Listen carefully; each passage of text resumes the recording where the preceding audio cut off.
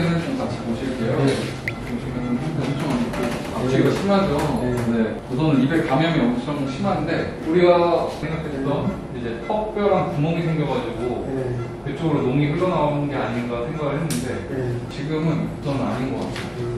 턱뼈랑 관계없이 감염이 계속 된 게 아닐까. 근데 가능성이 안쪽에서부터 이제 염증이 심하니까 밖으로 빠져나온 건지 이거는 확인을 해봐야 될 것 같아요. 우선 오늘 뭐 할 거냐, 이빨 다 발치를 해야 되는 상태고 이 부분 조직을 좀 떼낼 거예요. 좀 떼내서 피부 자체의 종양인지 평가하기 위해서 조직 검사 보낼 거예요. 이걸 다 뽑고 나서는 계속 오늘 여기 소독하면서 이빨이 없어지고 나서는 개선이 되는지 그걸 보도록 할게요.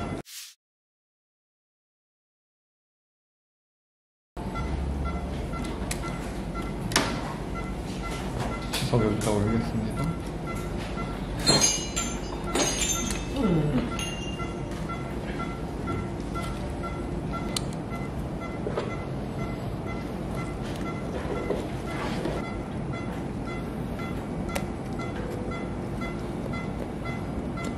여기 당겨주세요. 여기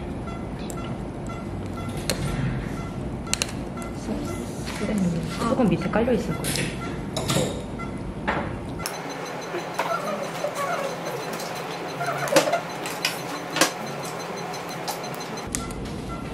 네, 치주염이 심한 이빨은 이렇게 안쪽까지 뿌리 밑에까지 치석이 다 끼어 있거든요. 네. 이거를 스케일링으로 어떻게 살릴 수가 없죠.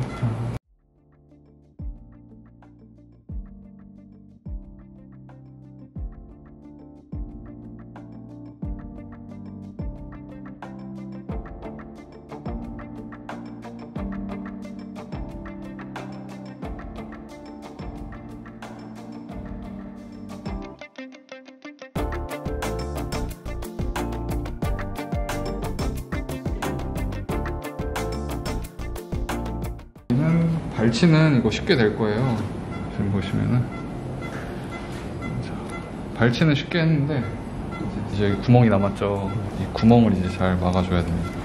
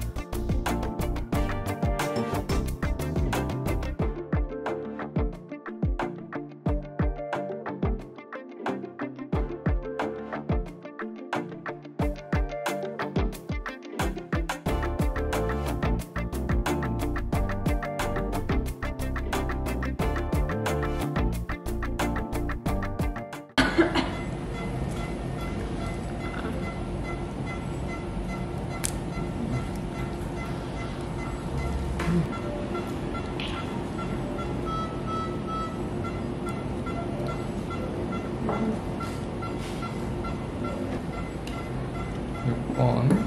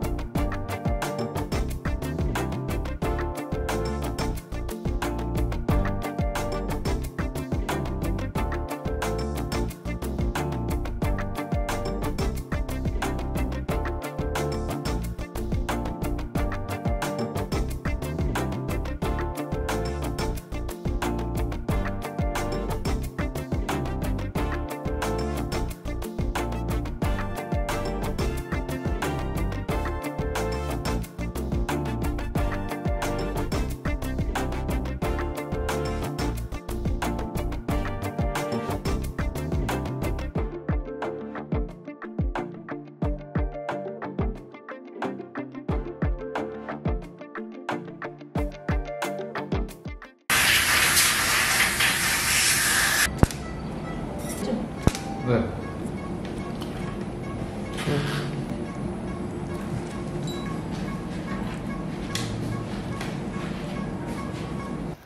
방금 전까지 추정 나이 15살 푸들의 전발치 수술을 다 진행하고 나왔고요. 이 친구는 전발치를 할 수밖에 없었거든요. 입 상태를 한번 먼저 보여드리자면은 앞니에 이런 치석들 엄청 많이 있죠. 근데 치석이 문제가 아니고 이빨 옆에 이런 염증 물질들, 이런 게 뼈를 녹이고 있는 치주염이 있을 때 치석뿐만 아니고 이런 치태들이 잇몸 밑에 껴있는 게 보이고요. 안쪽에서 봤을 때도 송곳니 안쪽으로도 치석이 가득 껴있고 이빨 안쪽으로도 이런 식으로 다 뼈가 녹아있는 거, 안쪽에서 봤을 때도 이렇게 송곳니 안쪽으로도 치석이 껴있고, 아래 앞니도 보면은 확대해서 보면은 치석이 문제가 아니고 치석 밑에 음식물이랑 각종 염증 물질들이 섞여가지고 이런 것들이 뼈를 녹이고 있었어요. 심각하죠. 이렇게 사진으로 보면은 아래쪽도 이랬고, 또 여기도 보면은 요 빨간 것들, 이런 것들은 아마 음식물인 것 같아요. 이빨이 이런 상태여도 개들은 밥을 먹거든요. 그래서 보호자님들이 밥을 잘 먹어서 발치를 해야 될까요? 이렇게 여쭤보시는데 저는 이런 걸 사진을 찍어서 보여드려요. 입 상태가 이런데 아프지 않겠냐고. 그래서 밥을 잘 먹고 안 먹고는 발치를 하냐 마냐에 판단이 되는 기준이 아니고, 보시면은 이렇게 어금니 이빨 엑스레이거든요. 이빨을 잡고 있는 뼈가 다 녹아있는 것들이 이렇게 보이고, 아래쪽도 마찬가지. 이빨을 잡고 있는 뼈가 없으면은 스케일링을 해서 치석을 다 제거를 해놓는다 하더라도 이 부분에 다시 음식물이 들어차고 염증이 시작되기 때문에 의미가 없어요. 그래서 스케일링을 한다고 끝이 아니고 발치가 필요한 이빨은 이런 식으로 다 발치를 해야 된다. 지금 보시면은 이 이빨은 뿌리가 뒤에 이렇게 있는데 이 뿌리 주변으로 이빨을 잡아주고 있는 뼈가 하나도 없는 걸 볼 수가 있거든요. 발치를 하고 나면 이렇게 이빨이 없어진 것까지 엑스레이 찍어서 확인을 하고요. 그래서 발치 전, 후 이렇게 이빨 엑스레이 찍어서 뿌리가 없어진 거를 다 확인을 합니다. 이거는 발치 후에 송곳니 사진인데, 송곳니 윗부분에 치석을 아무리 깨끗하게 제거를 한다고 해도 밑에 잇몸 쪽에 박혀있는 이빨 이 부분에 치석이 껴있기 때문에 눈에 보이는 부분만 깨끗이 하는 스케일링은 의미가 없어요. 발치하고 나서 전부 다 봉합하고 난 뒤 사진이고, 위 그리고 아래 좌우 이렇게 봉합을 다 진행을 했습니다. 또 뭉치 같은 경우에는 특이사항으로 볼에 이렇게 뭔가 계속해서 염증이 생기고 피, 고름이 난다고 보호자님이 이것도 말씀해 주셨는데, 처음에는 치과 문제랑 연관이 있을까 생각을 했는데 조직 검사를 보냈더니 치과 문제는 아닌 단순히 피부 종양으로 나왔고, 양성 종양이었기 때문에 이 부분만 다시 절제를 해서 봉합을 해주면 될 거라고 생각이 됩니다. 뭉치는 이빨을 살릴 수 있는 게 없어서 발치를 다 진행을 했지만, 또 모든 아이들이 치석이 많다고 해서 전발치를 해야 되는 건 아니에요.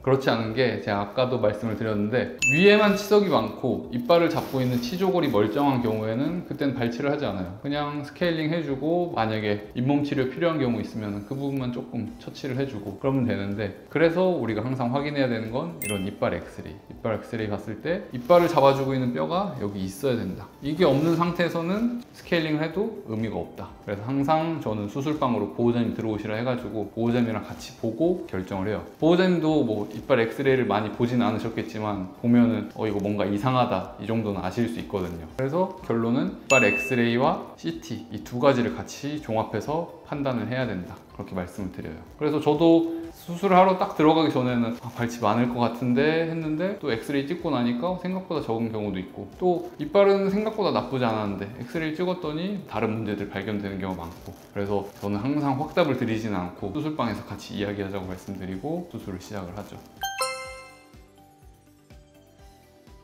그쵸. 집에서 스케일링을 하면은 이제 보호자님들이 큰 덩어리 치석들이 떨어지기 때문에 위험한 마취를 해서 제거를 해야 되나 이렇게 생각을 하실 수도 있는데, 그건 또 아까 말씀드린 거랑 마찬가지로 이빨 밑에 치석이 많이 껴있으면은 위에는 아무리 깨끗해도 통증을 느끼고 염증이 지속되는데, 보호자님들이 눈에 보이는 것만 이제 긁어내서 떼줬다 해가지고 아프지 않은 게 아니거든요. 오히려 치석을 떼기 위해서 아이를 딱 잡고 강제로 못 움직이게 구속을 하는 그런 자체가 오히려 스트레스로 작용을 할 수가 있고요. 또 모든 이빨들을 다 그런 초음파 스케일러로 집에서 제거를 할 수가 있는 게 아니기 때문에 저는 그런 거는 하지 말라고 말씀을 드려요. 하지 않느니만 못한 그런 시술이다, 특히나 집에서 하는 것들. 그리고 또 어떤 병원에서는 마취를 안 하고 무마취 스케일링을 한다 이렇게 광고를 하는 것도 있는데, 아이들이 착하면은 무마취 스케일링을 할 수도 있어요. 근데 그것도 아까 말씀드린 것처럼 잇몸 밑에 있는 치석, 치태, 염증 물질들을 제거를 하지 못하는 그런 것들이기 때문에 해도 의미가 없다. 근데 의미가 없는 거에 대해서 돈을 지불하고 또 동물들은 괴롭고 그런 걸 해서 우리가 얻을 수 있는 게 뭐가 있냐 이렇게 생각했을 때 아무것도 없다.